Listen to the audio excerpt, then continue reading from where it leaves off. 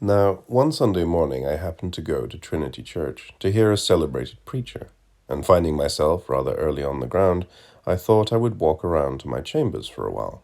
Luckily, I had my key with me, but upon applying it to the lock, I found it resisted by something inserted from the inside. Quite surprised, I called out, when to my consternation a key was turned from within, and thrusting his lean visage at me, and holding the door ajar, the apparition of Bartleby appeared, in his shirt-sleeves, and otherwise in a strangely tattered dishabille, saying quietly that he was sorry, but he was deeply engaged just then, and preferred not admitting me at present. In a brief word or two, he moreover added that perhaps I had better walk round the block 2 or 3 times, and by that time he would probably have concluded his affairs.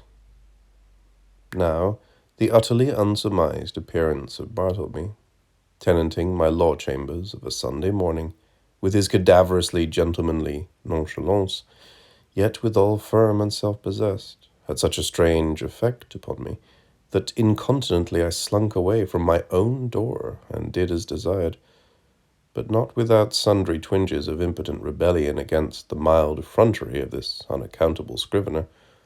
Indeed, it was his wonderful mildness chiefly, which not only disarmed me, but unmanned me, as it were, for I consider that one for the time is a sort of unmanned when he tranquilly permits his hired clerk to dictate to him, and order him away from his own premises. Furthermore, I was full of uneasiness as to what Bartleby could possibly be doing in my office, in his shirt-sleeves, in an otherwise dismantled condition of a Sunday morning. Was anything amiss going on? Nay, that was out of the question. It was not to be thought of for a moment that Bartleby was an immoral person, but what could he be doing there? Copying? Nay, again, whatever might be his eccentricities, Bartleby was an eminently decorous person. He would be the last man to sit down to his desk in any state approaching to nudity. Besides, it was Sunday, and there was something about Bartleby that forbade the supposition that he would, by any secular occupation, violate the proprieties of the day. Nevertheless, my mind was not pacified, and full of a restless curiosity, at last I returned to the door. Without hindrance I inserted my key, opened it, and entered. Bartleby was not to be seen. I looked round anxiously, peeped behind his screen, but it was very plain, and he was gone. Upon more closely examining the place, I surmised that for an indefinite period Bartleby must have ate, dressed, and slept in my office, and that too without plate, mirror, or bed. The cushioned seat of a rickety old sofa in one corner bore the faint impress of a lean reclining form. Rolled away under his desk, I found a blanket. Under the empty grate, a blacking box and brush. On a chair, a tin basin with soap and a ragged towel. In a newspaper, a few crumbs of ginger nuts and a morsel of cheese. Yes, thought I, it is evident enough that Bartleby has been making his home here, keeping bachelor's hall all by himself. Immediately then the thought came sweeping across me. What miserable friendlessness and loneliness are here revealed. His poverty is great, but his solitude, how horrible. Think of it. Of a Sunday, Wall Street is deserted as Petra, and every night of every day it is an emptiness. This building, too, which of weekdays hums with industry and life, at nightfall echoes with sheer vacancy, and all through Sunday is forlorn. And here Bartleby makes his home, sole spectator of a solitude which he has seen all populous.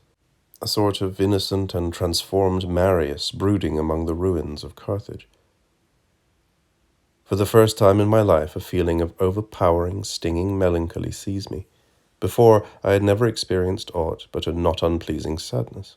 The bond of a common humanity now drew me irresistibly to gloom. A fraternal melancholy. For both I and Bartleby were sons of Adam.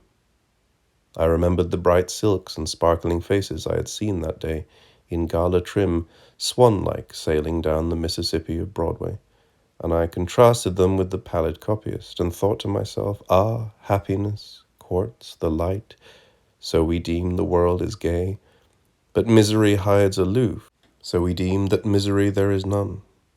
These sad fancyings, chimeras, doubtless, of a sick and silly brain, led on to other and more special thoughts, concerning the eccentricities of Bartleby.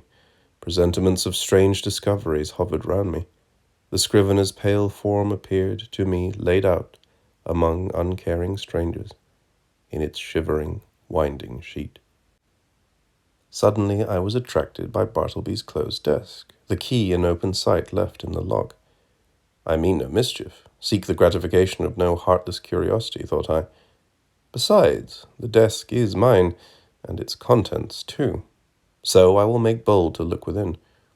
Everything was methodically arranged, the papers smoothly placed.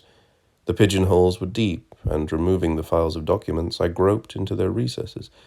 Presently I felt something there, and dragged it out. It was an old bandana handkerchief, heavy and knotted. I opened it, and saw it was a savings bank.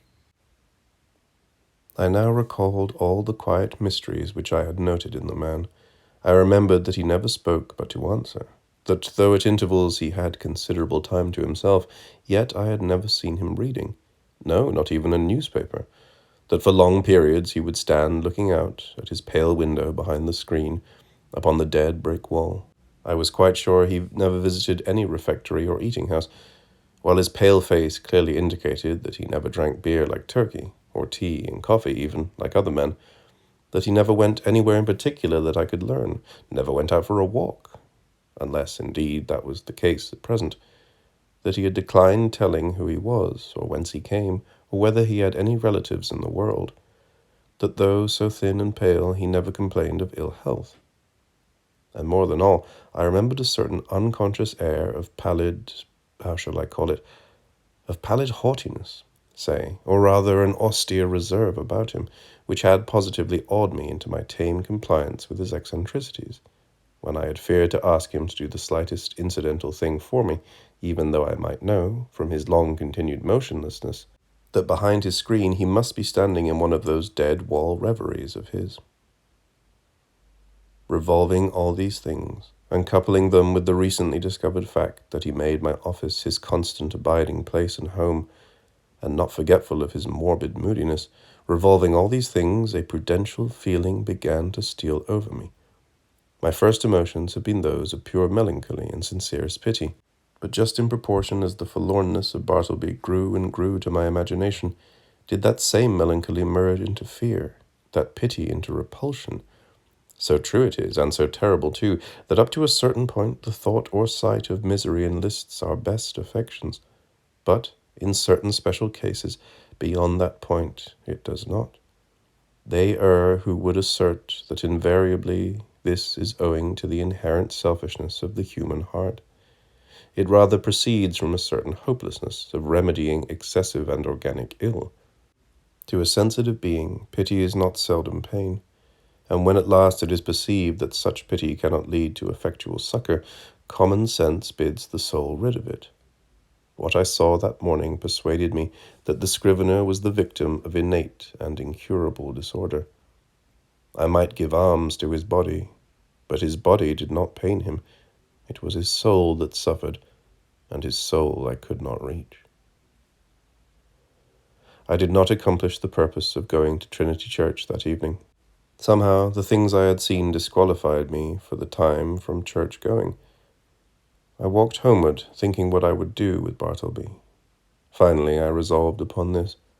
I would put certain calm questions to him the next morning, touching his history, etc., and if he declined to answer them openly and unreservedly, and I suppose he would prefer not, then to give him a $20 bill, over and above whatever I might owe him, and tell him his services were no longer required, but that if in any other way I could assist him, I would be happy to do so, especially if he desired to return to his native place, whatever that might be.